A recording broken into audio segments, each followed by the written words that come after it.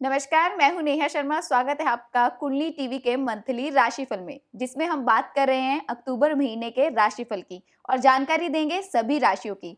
इन सब की जानकारी देने के लिए हमारे साथ जुड़े हुए हैं नरेश कुमार जी। स्वागत है सर आपका। नमस्कार।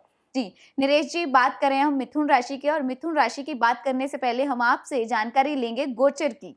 तो नेहा, ये हमने जो कुंडली लगाई है वो मिथुन लगन की लगाई है, लेकिन जिनकी चंद्र राशि मिथुन है या जिनकी नाम राशि मिथुन है वो भी इस राशिफल को देख सकते हैं। नतीजे लगभग सेम ही होंगे। ये कुंडली 1 अक्टूबर की है। 1 अक्टूबर के मुताबिक मिथुन राशि या मिथुन लगन के लिए ग्रहों की स्थिति इस प्रकार है, लेकिन जैसे जैसे यहाँ पर ट्रांजिट होता रहेगा वैसे वैसे उनको जो उनका राशिफल जो है वो परिवर्तित होता होता रहेगा या उसके रिजल्ट जो हैं वो चेंज होते रहेंगे। सबसे पहला जो राशि परिवर्तन होगा नेहा, वो 2 अक्टूबर को होगा। शुक्र यहाँ पर ट्रांजिट कर जाएंगे। ये पंचम में चल रहे हैं, ये छठे भाव में आ जाएंगे राहु केतु एक्सिस में। उसी दिन बुध राशि परिवर्तन करेंगे, लेकिन बुध आगे नहीं जाएंगे चूंकि वक्र चल रहे हैं। 1 अक्टूबर को वक्र चल रहे होंगे तो ये वक्र अवस्था में पीछे चले जाएंगे, ये चौथे भाव में आ जाएंगे। इसके बाद जो तीसरी जो प्लानिटरी इवेंट हो रहा है वो शनि का हो रहा है। शनि यहाँ पर वक्री चल रहे हैं, ये वक्र अवस्था में मकर राशि में है और ये अब मार्गी हो जाएंगे 11 अक्टूबर को। उसके बाद जो अगला इवेंट होने जा रहा है एस्ट्रोलॉजिकली वो सूर्य का राशि परिवर्तन है। सूर्य 17 अक्टूबर को यहाँ पर आ जाएंगे। ये सूर्य की नीच राशि कही जाती है, लेकिन पंचम स्थान सूर्य का अपना घर होता है कालपुरुष की कुंडली के मुताबिक। उसके बाद जो अगला इवेंट होने जा रहा है वो गुरु और बुध दोनों जो हैं वो ग्रह वक्री से मार्गी हो जाएंगे। इसके बाद 22 अक्टूबर को मंगल राशि परिवर्तन करेंगे और फिर वो मंगल यहाँ पर आ जाएंगे। तो ये इस तरीके से इस लगन के लिए या इस राशि के लिए ग्रहों का परिवर्तन होगा, ग्रहों का राशि परिवर्तन होगा और वक्री से मार्गी होंगे। 3 ग्रह मार्गी हो जाएंगे, राशि परिवर्तन भी करेंगे। मंगल सूर्य का राशि परिवर्तन सीधा होगा, गुरु पीछे जाएंगे, शुक्र का राशि परिवर्तन हो रहा है। तो इस हिसाब से इसका फल जो है वो इस लगन या इस राशि के जातकों को मिलेगा। जी, तो नरेश जी, अब आपसे जानेंगे तिथियों का हाल, क्योंकि कहते हैं कि जब गोचर होता है तो बहुत सारी तिथियां हैं जिन पर हमें ध्यान रखना चाहिए, क्या करना चाहिए, क्या नहीं करना चाहिए। तो जानते हैं मिथुन लगन को किन किन तिथियों का ध्यान रखना होगा। देखिए नेहा, ये जो चंद्रमा है ये मन का कारक ग्रह है। जी। इसी चंद्रमा की मूवमेंट के ऊपर राशिफल जो है वो मोटे तौर पर तैयार होता है। बाकी ग्रहों की भी भूमिका रहती है, लेकिन ये जो है वो हर चीज का कारक होता है। कोई भी चीज होनी हो उसका कारक ग्रह एक तरीके से चंद्रमा बन जाता है। जब चंद्रमा संपर्क में आता है तो घटनाएं होती हैं। जैसे जब समुद्र में ज्वार भाटा भी आता है तो फुल मून होता है। तो चंद्रमा की जो गोचर है वो बड़ा इंपॉर्टेंट है। चंद्रमा आपकी कुंडली में यदि चौथे, 8वें और 12वें भाव में ट्रांजिट करता है तो थोड़ी सी दिक्कत होती है। तो जो मिथुन राशि के जातक हैं वो डेट्स नोट करें। चंद्रमा आपकी राशि में 5 और 6 अक्टूबर को यहाँ से ट्रांजिट करेंगे। यहाँ पर ये भाव जो होता है चंद्रमा, ये सुख स्थान कहलाता है। यहाँ से व्यक्ति के बारे में परसेप्शन तैयार होती है। धारणा का घर ये होता है। पब्लिक परसेप्शन यहाँ से आती है, पॉपुलैरिटी यहाँ से आती है। यहाँ से ये माँ का घर है, यहाँ से एसेट्स देखी जाती हैं। तो यदि आपका कोई प्लान है कोई एसेट अपने नाम करवाने का या गाड़ी खरीदने का या प्लॉट खरीदने का या घर खरीदने का या फ्लैट खरीदने का, तो ये 5 और 6 अक्टूबर की जो तिथि है वो थोड़ी सी फेवरेबल नहीं है। आप अवॉइड कर सकते हैं तो उसको अवॉइड जरूर करिएगा। दूसरी डेट जो है वो 14 और 15 अक्टूबर की है नेहा। यहाँ पर चंद्रमा अष्टम भाव में आ जाएंगे, गुरु और शनि के ऊपर से ट्रांजिट करेंगे। तो ये अष्टम में चंद्र का आना वैसे भी अच्छा नहीं है। शनि के साथ आ जाना ज्यादा थोड़ा सा जो है वो खराब हो रहा है, क्योंकि राहु यहाँ पर पंचम दृष्टि से इधर यहाँ पर भी देख रहे हैं। तो चंद्रमा का अष्टम में आना अच्छा नहीं होता। ये भाव जो है वो दुर्घटना का भाव है, सडन लॉस का भाव है, अचानक से हानि यहाँ से होती है। तो 2 तिथियां 14 और 15 खासतौर पर उन दिनों में आपको ड्राइविंग जो है वो स्लो करनी है। 23, 24 और 25 अक्टूबर की जो तिथि है उस समय चंद्रमा राहु केतु एक्सिस में रहेंगे। यहाँ पर 12वें भाव में ये खर्च का भाव होता है, यहाँ से निंद्रा संबंधी समस्याएं आती हैं। ये मोक्ष का भी भाव होता है, ये हॉस्पिटलाइजेशन का भी भाव है। तो इस भाव में चंद्रमा का आना भी ठीक नहीं होता।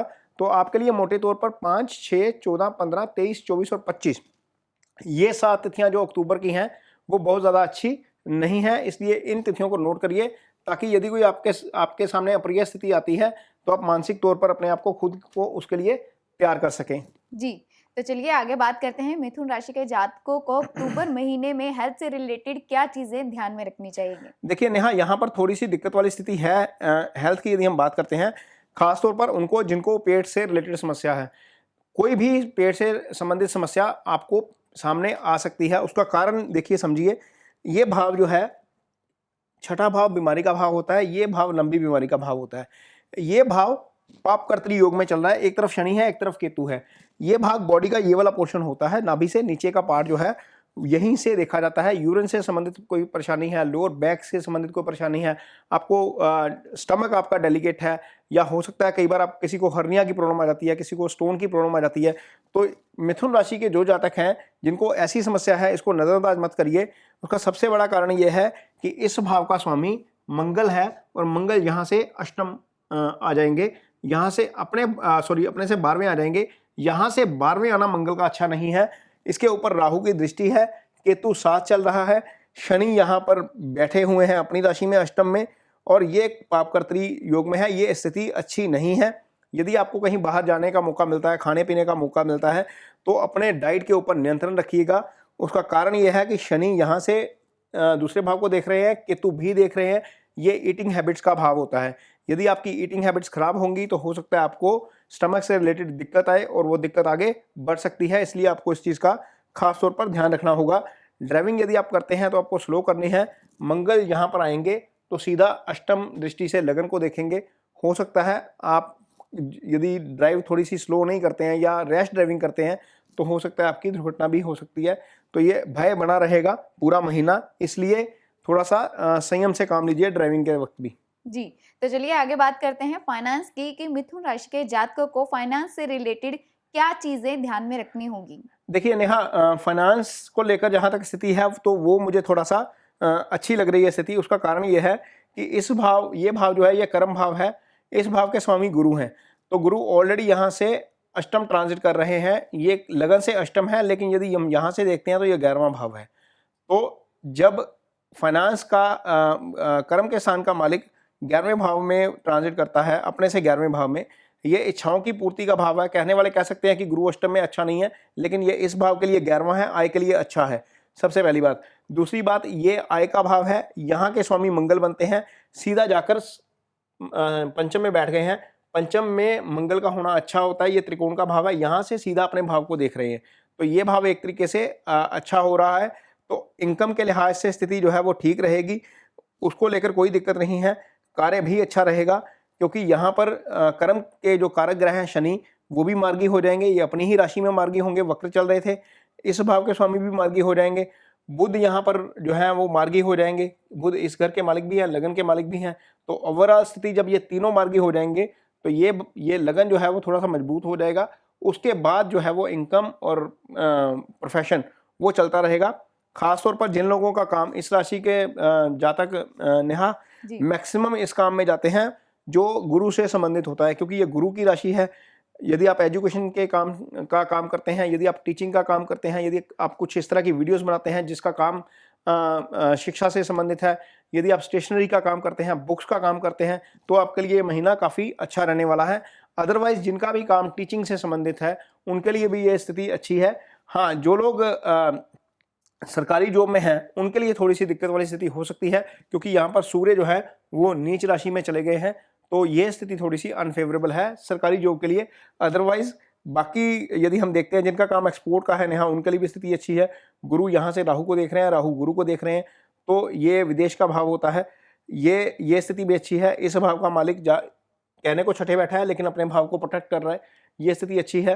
तो मोटे तौर पर इनकम और कार्य को लेकर स्थिति जो है वो ठीक है। जी, तो चलिए आगे बढ़ते हैं और बात करते हैं रिश्तों की। नेहा, यहाँ पर रिश्तों को लेकर थोड़ी सी स्थिति जो है वो फेवरेबल नहीं है। खासतौर पर जिनका रिश्ते की बात चल रही है वो इस महीने को अवॉइड करेंगे तो ज़्यादा अच्छा होगा। जो शादीशुदा कपल हैं उनको भी थोड़ा सा ध्यान रखना पड़ेगा, क्योंकि ये भाव जो है ये भाव पार्टनरशिप का भाव होता है, ये भाव शादी का भाव होता है। यहाँ से वाइफ या हस्बैंड देखा जाता है। तो यदि मेल कुंडली की बात करते हैं तो ये भाव पापकर्त्री में है, सप्तम पापकर्त्री में है। शनि केतु दोनों मिलकर वाणी वाले भाव को देख रहे हैं। ऐसी स्थितियां बन सकती हैं आपके सामने कि आपका पार्टनर कुछ बोले और आप उसको कुछ और ज़्यादा समझकर रिएक्ट कर दें। तो ऐसी स्थिति से आपको बचना है, नहीं तो चीज़ें जो है वो थोड़ी सी गड़बड़ हो सकती है, तालमेल आपका बिगड़ सकता है। यदि आप सिंगल्स हैं तो आपके लिए भी स्थिति जो है वो बहुत ज़्यादा अच्छी नहीं है रिलेशनशिप के लिहाज से। जिनके रिश्ते की बात चल रही है वो मैंने पहले भी बोला है कि थोड़ा सा अवॉइड कर दीजिए, क्योंकि यहाँ पर दो पाप ग्रहों का प्रभाव आ रहा है। इस भाव का मालिक शुक्र है वो राहु केतु एक्सिस में आ गया है। इस भाव का कारक भी शुक्र होता है, वो भी राहु केतु एक्सिस में है। इस भाव के मालिक आपकी राशि के लिए गुरु हैं, वो भी शनि के साथ हैं, राहु की दृष्टि में है। तो मोटे तौर पर यदि हम मिलाकर देखते हैं तो ये वाला पोर्शन जो है, जहाँ से रिश्ता देखा जाता है, यहाँ से शादी देखी जाती है, वो मैक्सिमम पाप प्रभाव में आ गया है। तो थोड़ा सा संयम से काम लेना पड़ेगा, नहीं तो तालमेल बिगड़ सकता है। आपसी स्थितियां ऐसी हो सकती हैं जो शायद आप ना चाहते हो। जी, तो चलिए आगे उपाय जानते हैं कि मिथुन राशि के जातक अक्टूबर मंथ में कौन-कौन से उपाय कर सकते हैं। नेहा देखिए, इस राशि के जातकों के लिए ये वाला भाव और ये वाला भाव बड़ा इंपॉर्टेंट है, क्योंकि ये पार्टनरशिप का भी भाव है, ये शादी का भी भाव है, यहाँ से पार्टनर की हेल्थ भी देखी जाती है, सारा कुछ देखा जाता है। ये कर्म का भाव है, तो गुरु का उपाय निश्चित तौर पर इनको जरूर करना चाहिए। गुरु के उपाय के तौर पर आप क्या कर सकते हैं, आप गुरुवार के दिन चने की दाल 400 ग्राम लेकर मंदिर में डोनेट कर सकते हैं, वो एक अच्छा उपाय है गुरु का। यदि आप एक फलदार पेड़ लगाते हैं, उसकी सेवा करते हैं, तो वो आपके लिए बहुत अच्छा उपाय है। उससे दो चीज़ें होंगी, जैसे जैसे वो पेड़ बढ़ेगा, उसको फल आएंगे, वैसे वैसे आपका प्रोफेशन में राइज होता जाएगा, आपकी इनकम बढ़ती जाएगी।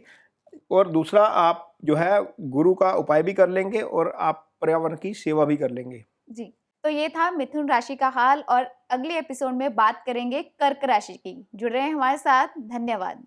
नमस्कार। इस तरह की और भी अपडेट्स के लिए इंस्टाग्राम पर फॉलो करें और बेल आइकॉन प्रेस करें।